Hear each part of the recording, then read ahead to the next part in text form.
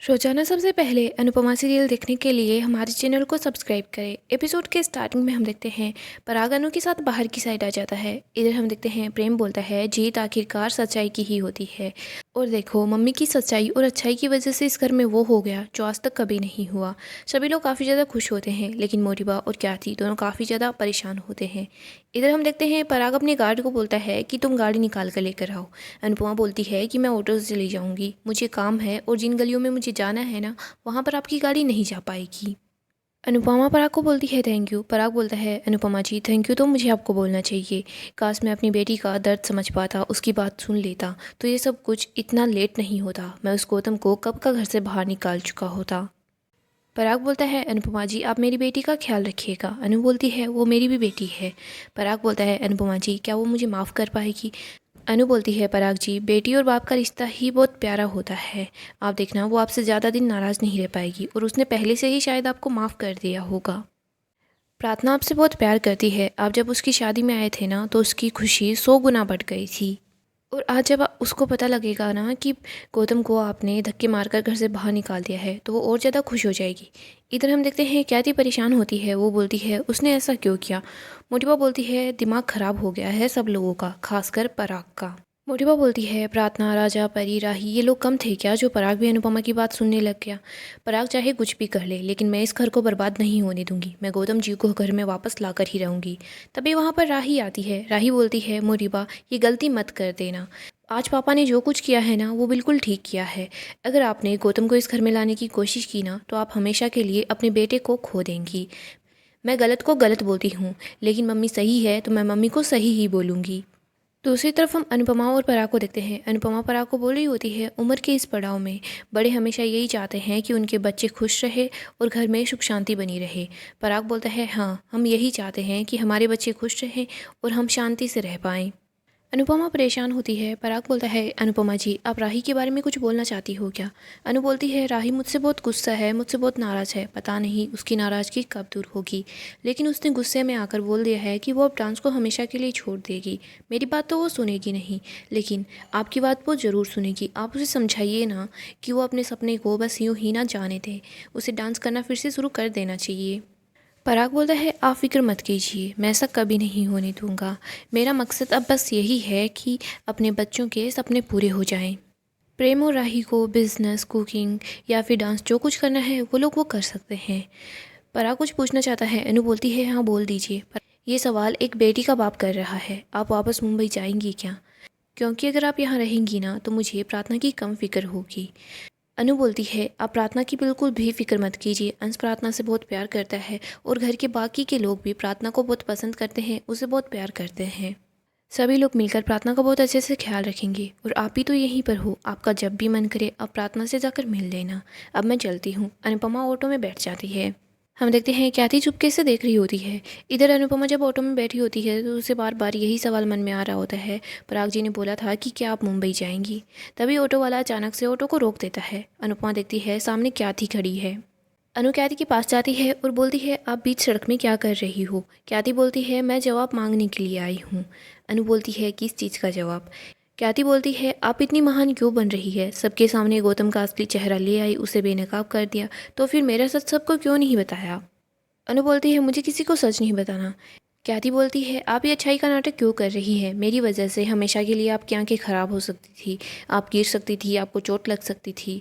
अनु बोलती है ख्याति जी आपको ज़िंदगी ने बहुत बड़ी चोट दी है और अगर आपके साथ कोई अच्छा करना चाहता है ना तो आपको यही लगता है कि ये जानबूझकर मेरे साथ कोई साजिश कर रहा है। ख्याति बोलती है मैंने आपको कितनी बार बेइज्जत किया है, मैंने हर बार आपको ताने ही सुनाए हैं, यहाँ तक कि मैंने राही के मन में भी आपके खिलाफ जहर घोला है। आप चाहती तो पराग जी को अकेले में सच बता सकती थी, लेकिन आपने सच नहीं बताया, ऐसा क्यों किया। ख्याति बोलती है बोलिए ना अनुपमा जी। अनु बोलती है मैं क्या बोलूँ। ख्याति बोलती है यही बोल दीजिए कि मैं वो पहले वाली ख्याति नहीं हूँ, मुझे बेटे की मौत ने बहुत बदल दिया है, मैं तो खुद ही अपने आप को नहीं पहचान पा रही। आप याद करके बताइए ना क्या मैं वही वाली ख्याति हूँ जो आपसे पहली बार मंदिर में मिली थी। मुझे नहीं पता मैं यहाँ पर क्यों आ गई हूँ, मैंने आपको अभी तक माफ़ नहीं किया है, लेकिन मैं यहाँ आ गई हूँ। मुझे बहुत बुरा लग रहा है कि मैंने नफ़रत में इतनी घटिया हरकत कर दी। आपके साथ कुछ भी हो सकता था। मुझे आप पर अभी भी बहुत गुस्सा आ रहा है। आप इतना सब कुछ होने के बाद भी इतनी अच्छी कैसे बन रही हो। आपकी आंखों में इतनी सारी शिकायतें हैं लेकिन ज़बान पर अभी तक उफ भी नहीं है। आप ये सब कुछ ऐसे कैसे कर लेती हैं? अनुपमा जी, मेरा मन दो हिस्सों में बँट गया है। एक मन खुश है कि आपने किसी को सच नहीं बताया, लेकिन मेरा दूसरा मन कर रहा है कि आप अभी के अभी मेरे साथ चलिए और सभी घर वालों को सच बता दीजिए कि मैंने आपके साथ क्या किया। मैं ना परिवार को सँभाल पा रही हूँ, ना अपने बच्चों को सँभाल पा रही हूँ, ना अपने पति को सँभाल पा रही हूँ। मैं कुछ भी नहीं सँभाल पा रही हूँ। आर्यन के दुःख में ही पहले से डूबी हुई थी। अब आपकी महानता का बोझ मैं नहीं उठा सकती।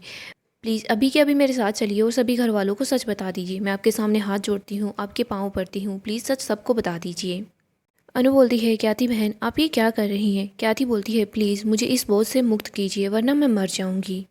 अनु बोलती है, आपको मैं नहीं समझूंगी तो कौन समझेगा? मैं भी एक माँ हूँ। आपने भी अपना जवान बेटा खोया है, वैसे ही मैंने भी अपना जवान बेटा खोया है। मेरा समर एक हादसे में मुझसे दूर चला गया। अनु को याद आता है कि कैसे समर की डेथ हुई।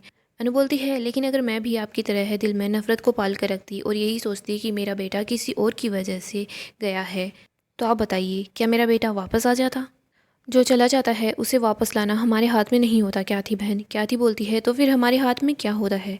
अनु बोलती है, हमारे हाथ में यही यादें होती है कि या तो उससे नफ़रत और ज़्यादा बढ़ जाए या फिर नफ़रत बिल्कुल ख़त्म हो जाए, या फिर हम उन लोगों को ऐसे याद करें कि हमारी होठों पर मुस्कुराहट आ जाए, दिल में प्यार हो। आर्यन का मुझे भी बहुत दुख है, लेकिन आर्यन की जान मैंने नहीं ली। अनु ख्याति को बता देती है कि उस दिन क्या हुआ था। ख्याति बहुत ज़्यादा इमोशनल हो जाती है। अनु बोलती है, ख्याति बहन मैंने आर्यन की जान नहीं ली। ख्याति आर्यन को याद करती है और फूट फूट कर रोने लग जाती है। अनु भी अपने समर को याद करने लग जाती है। अनु ख्याति के पास जाती है, ख्याति को गले लगा लेती है। अनु बोलती है, ख्याति जी आप बहुत अच्छी इंसान हैं, तभी तो कुछ भी गलत करने के बाद आपको इतना गिल्टी फील हो रहा है। लेकिन इन सब में आपकी मैं कोई भी मदद नहीं कर सकती। मैं क्या, परिवार में कोई भी इंसान हमारी मदद नहीं कर सकता। हमें कर्मों का बोझ अपने आप से ढोना पड़ता है। हमें लगता है कि परिवार हमारा है, बच्चे हमारे हैं, पति हमारा है या पत्नी हमारी है, लेकिन सच बोलूँ तो हमारा इस दुनिया में कुछ है तो हमारे अपने कर्म। मुझे भी अपने समर की बहुत याद आती है, लेकिन मैं उसके मौत को याद नहीं करती, मैं उसकी ज़िंदगी को याद करती हूँ। ख्याति बोलती है, लेकिन मैं अपने दिल का बोझ कम कैसे करूँ? अनु बोलती है, वो तो आपको ही करना होगा। अनु बोलती है, ख्याति बहन मुझे बीच में मत लाइए। आपको अगर सब लोगों को सच बताना है तो आप सच बता दीजिए, अगर आपको सच छुपाना है तो छुपा लीजिए।